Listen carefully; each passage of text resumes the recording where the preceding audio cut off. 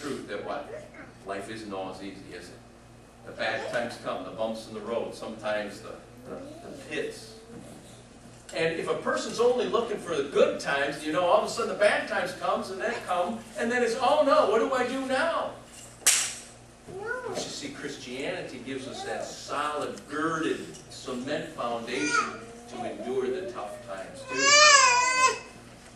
Because we know because of Christmas, those tough times are only temporary. And we know that even through the tough times, our God can do great things through us. He can do great things in us and in the lives of other people. And if you've been through some tough times, you know that even though you wouldn't choose to go through them again, you look back at them and you say, you know, they were tough. They were hard. The Lord did a lot through me. And I guess I'm thankful for this. That's joyful living. That's what Christmas is all about. You remember what Jesus said about life? He said, I have come to give life and give it. Let's continue with our next hymn. Number 67, What Child Is This?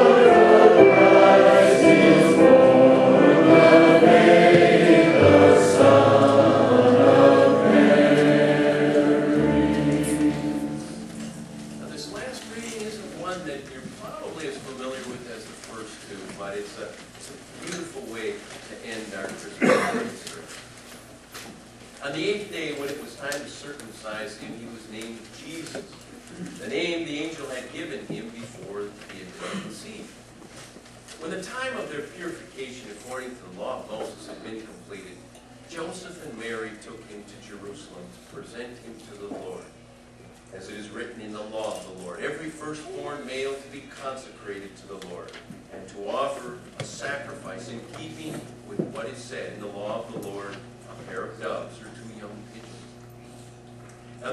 man in Jerusalem called Simeon, who was righteous and devout.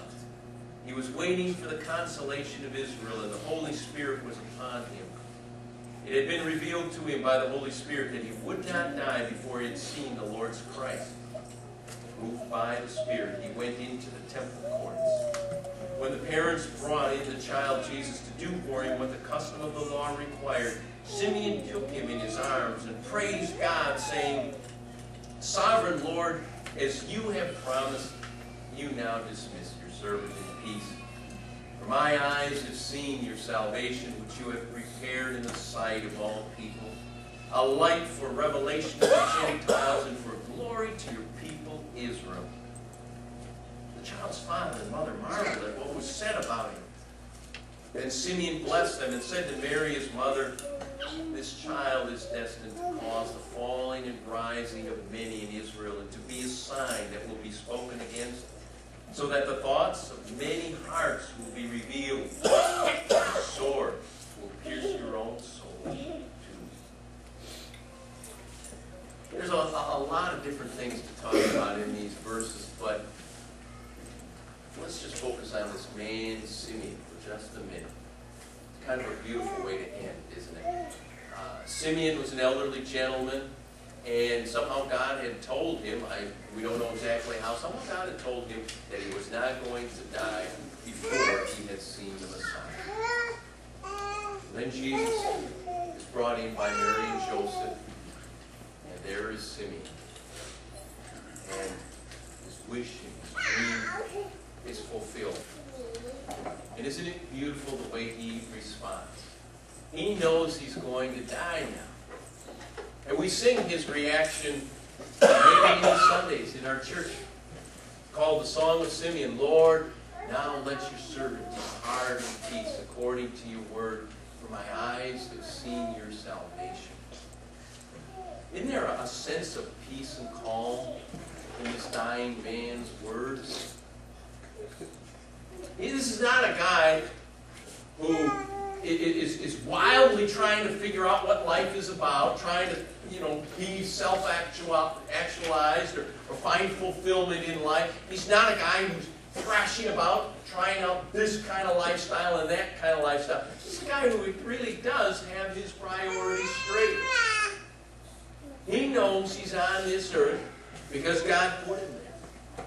He knows that his purpose in life is serving that same Lord until the Lord takes him to heaven with him.